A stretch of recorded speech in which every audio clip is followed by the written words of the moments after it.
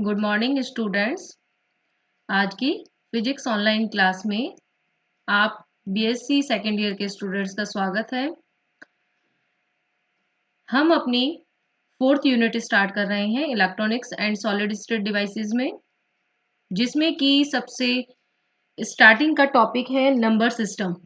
ठीक है, जो कि आप पहले 12th तक काफ़ी पढ़ चुके होंगे। जब भी आप इलेक्ट्रॉनिक्स पढ़ते हैं तो हमेशा ही जो डिजिटल इलेक्ट्रॉनिक्स है उसकी शुरुआत नंबर सिस्टम से होती है।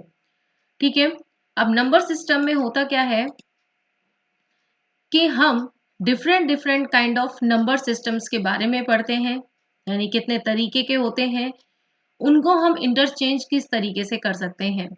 ठीक है, तो हम नंबर सिस्टम पढ़ने से पहले हम जो कॉमन उनकी जो प्रॉपर्टीज होती हैं उनके बारे में एक बार नजर मार लें कि कोई भी जो नंबर सिस्टम होता है तो उसका जो न्यूमेरिकल क्वांटिटी है, ठीक है, सभी नंबर सिस्टम्स की बात कर रहे हैं तो हम स्पेसिफिक किसी का भी नाम नहीं ले रहे हैं। अगर हम जनरल किसी भी न्यूमेरिकल क्वांटिटी की बात करें, ठीक है, तो उसके दो पार्ट्स होते हैं, इंटीजर पार्ट और फ्रिक्शन पार्ट। तो इनको जो सेपरेट हम करते हैं वो हम करते हैं डेसिबल के द्वारा। ठीक है ना, जो डेसिबल लगा हुआ होता है डेसिमल, उससे हम उसको सेपरेट करते हैं। तो उसके जो लेफ्ट साइड का पार्ट होता है वो इंटीजर होता है और जो राइट साइड का पार्ट होता है उसको फ्रिक्शन पार्ट कहते हैं। ठीक है, हर एक नंबर सिस्टम का एक बेस या रेडिक्स होता है। ठीक है, अलग अलग नंबर सिस्टम के लिए अलग अलग होता है। ठीक है, तो ये जो कोई भी क्वांटिटी है उसमें अगर हम डेसिमल के लेफ्ट साइड जाएं, ठीक है ना, on the left side of the decimal, तो क्या होगा कि जो वेटेज है वो बढ़ता चला जाता है। ठीक है ना, increasing by the positive power of base, यानी कि बेस के पॉजिटिव पावर्स में जो उसका वेटेज है वो बढ़ता चला जाता है और जैसे जैसे हम आगे बढ़ेंगे वैसे वैसे वेटेज बढ़ता है। इसी तरीके से अगर हम फ्रिक्शन पार्ट की बात करें तो जो फ्रिक्शन नंबर है उसमें क्या होगा कि राइट साइड, डेसिमल के राइट साइड वाला पोर्शन फ्रिक्शन पार्ट होता है। तो जैसे जैसे हम राइट साइड में जाएंगे डेसिमल के, तो उसमें क्या होता है कि वेटेज जो है वो ईच डिजिट इंक्रीजेस, मतलब कि कम होता चला जाता है with the negative power of the base या रेडिक्स। ठीक है, तो जैसे जैसे आगे बढ़ेंगे वैसे वैसे डिजिट्स जो होंगी उसमें उनका वेटेज जो है वो कम होता चला जाएगा। ठीक है, और ये जो प्रिंसिपल ऑफ वेटेज है, यानी कि ये जो हमने अभी दो लाइंस पढ़ी हैं यहाँ पर, तो ये जो है कि किसी भी डिजिट की जो पोजीशन है उसके लिए सही रहता है और साथ में ही ये सभी पर ही लागू होता है, यानी कि ऑल नंबर सिस्टम्स पर ये लागू होता है। कोई सा भी नंबर सिस्टम होगा तो उसके लिए ये क्या रहेगा, वैलिड होता है। ठीक है, अब हम बात करते हैं कि नंबर सिस्टम कितने तरीके के होते हैं। तो जैसा कि आप पहले भी पढ़ चुके हैं, मैं बता रही हूँ आपको, नंबर सिस्टम जो है वो 4 तरीके के होते हैं, decimal system, binary system, octal number system and hexadecimal number system. ठीक है, डेसिमल जो है वो सिंपली हम जितनी भी मैथमेटिक्स पढ़ते हैं वो पूरी की पूरी डेसिमल सिस्टम में होती है, जिसमें कि हम 0 to 9 तक डिजिट लेते हैं, टोटल नंबर ऑफ डिजिट हो जाती है इसमें 10। तो बेसिस जो है वो हो जाता है इसका 10। समझ में आ गया ना कि बेसिस का मतलब क्या है, कि बेस या रेडिक्स का मतलब क्या है कि हमारे पास टोटल नंबर ऑफ वेरिएबल्स कितने हैं उस सिस्टम में, that is called the base और radix of that numerical system. Second हमारे पास आता है बाइनरी सिस्टम, जिसमें कि हमारे पास जो इनपुट्स हैं, यानी कि जो हमारे पास वेरिएबल है वो केवल 0 और 1 होते हैं, तो इसमें टोटल नंबर ऑफ डिजिट हो जाते हैं 2। तो बेस कितना हो गया, 2 हो गया। ऑक्टल नंबर सिस्टम में हमारे पास 0 to 7, ठीक है, तो टोटल नंबर ऑफ डिजिट हो जाती है 8 और बेस हो जाता है 8। और लास्ट जो है हेक्साडेसिमल नंबर सिस्टम, इसमें हमारे पास क्या होता है कि 0 to 9 and A to F, इस तरीके से हमारे पास 16 डिजिट्स हमारे पास हो जाते हैं, वेरिएबल्स हो जाते हैं। तो इसका जो बेस है वो 16 हो जाता है। ये हमने एक ओवरव्यू दिया है, अभी हम इनके बारे में डिटेल पढ़ने वाले हैं ये जो आपके लेक्चर्स हैं नंबर सिस्टम के, वो हम दो पार्ट्स में पढ़ने वाले हैं। एक पार्ट में हम डेसिमल सिस्टम और बाइनरी सिस्टम इनको पढ़ने वाले हैं फर्स्ट पार्ट में, ठीक है। और जो सेकंड हमारे पास होगा उसमें हम इन दोनों को पढ़ने वाले हैं। तो आप जो सेकंड लेक्चर है उसे भी मिस ना करें, ठीक है। तो इन दोनों को हम नंबर सिस्टम जो है उसको पूरा कंप्लीट हम 2 लेक्चर्स में करने वाले हैं। इनके बारे में हम सब कुछ पढ़ेंगे कि ये क्या होते हैं, किस तरीके से इंटरचेंज होते हैं। ऐसा नहीं है कि एक नंबर सिस्टम को हम दूसरे में कन्वर्ट नहीं कर सकते, हम इजीली कन्वर्ट कर सकते हैं। वो सब चीजें हम इन लेक्चर्स में पढ़ने वाले हैं। तो आप प्लीज ध्यान से पढ़ें, कोई भी चीज मिस ना करें। न्यूमेरिकल पार्ट है, इजी है, तो और नंबर गेनिंग भी है। आप अगर इजीली से कर सकते हैं, कोई प्रॉब्लम नहीं होगी आपके। अगर एग्जाम्स में आता है तो आप इजीली कर पाएंगे, ठीक है। अब हम शुरू करते हैं डेसिमल सिस्टम से। डेसिमल सिस्टम जैसे मैंने अभी भी बताया, इसमें कितने नंबर्स होते हैं वेरिएबल, 10 नंबर्स होते हैं, 0 to 9, 0 1 2 3 4 5 6 7 8 9। ओके, रेडिक्स से बेस हो जाता है इसका 10। अब हमने आपको नंबर सिस्टम की जो कॉमन प्रॉपर्टी कही थी, जिसमें हमने कहा था कि अगर आप डेसिमल से लेफ्ट साइड जाएंगे तो वेटेज बढ़ेगा और राइट साइड जाएंगे तो वेटेज कम होगा डिजिट्स का। तो देखिए किस तरीके से वेटेज वाली जो बात हमने कही थी वो कैसे होती है कि डेसिमल जो होता है उसके, यहां देखिए डेसिमल के लेफ्ट साइड वाले पार्ट को हमने अपर रो के द्वारा दिखाया हुआ है और लोअर जो रो है उसमें हमने फ्रैक्शन पार्ट को दिखाया हुआ है। तो देखिए यहां पर देखिए फर्स्ट डिजिट है हमारे पास 8, तो 8 multiply by base to the power 0, ठीक है। सेकेंड डिजिट के लिए 7 मल्टीप्लाई 10 टू द पावर 1, तो 10 की बेस की पावर जो है, हमने वहां पर यही कहा था कि बेस की जो पावर्स हैं वो इंक्रीज होती चली जाएंगी जिससे वेटेज बढ़ता चला जाता है। अब जैसे यहाँ पर इसका 1 था, ये 10 हो गया। फिर नेक्स्ट डिजिट जो 1 है उसके लिए हो गया इसकी पावर 2। थर्ड डिजिट जो फोर्थ डिजिट थी उसके लिए 2 multiply by 10 to the power 3, ठीक है। तो देखिए यहां पर हो गई 1000, 100, 10, 0 या 1, ठीक है ना। जो हम सिंपल न्यूमेरिकल में पढ़ते हैं तो वंस, टेंस, हंड्रेड, थाउजेंड्स, ये प्लेसेस इसके हो गए हैं। इसी तरीके से जब हम फ्रिक्शन पार्ट की बात कर रहे हैं तो इसमें देखिए इसके नेगेटिव पावर्स इस तरीके से बढ़ेंगी, ठीक है ना। तो नेगेटिव पावर बढ़ेंगी तो इसका मतलब क्या होगा कि उस डिजिट का जो वेटेज है वो कम होता चला जाएगा। जैसे कि 4 multiply by 10 to the power -1, 2 multiply 10 to the power -2, 6 multiply 10 to the power -3, ठीक है। और इस तरीके से हमारे पास जो वैल्यू है वो सेम यही आएगी। हमने इसी वैल्यू को एक तरीके से इंटरचेंज करके लिखा है। लेकिन वेटेज वाली जो चीज है, क्योंकि बार बार हम इन चीजों को नहीं बताएंगे, हम सिंपली सिंपली लिखा करेंगे कि भाई इसमें इसकी वैल्यू ये होगी, इसमें ये होगी। तो आपको ये चीज आपके माइंड में रखनी है कि कोई भी न्यूमेरिकल जो सिस्टम है उसमें हम इस तरीके से बेस की तरह के लिए लिखते हैं, ठीक है।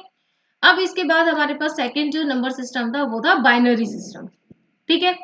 बाइनरी सिस्टम में हमने क्या बताया था, कितने वेरिएबल्स होते हैं, 2 वेरिएबल, ठीक है। अब इसमें भी क्या होता है, 2 वेरिएबल्स को दिखाने का जो तरीका है वो 3 तरीके हो सकते हैं, ट्रू फॉल्स, 1 0, ऑन और ऑफ कंडीशन, ठीक है। इन तीनों में से कोई सा भी मिल सकता है।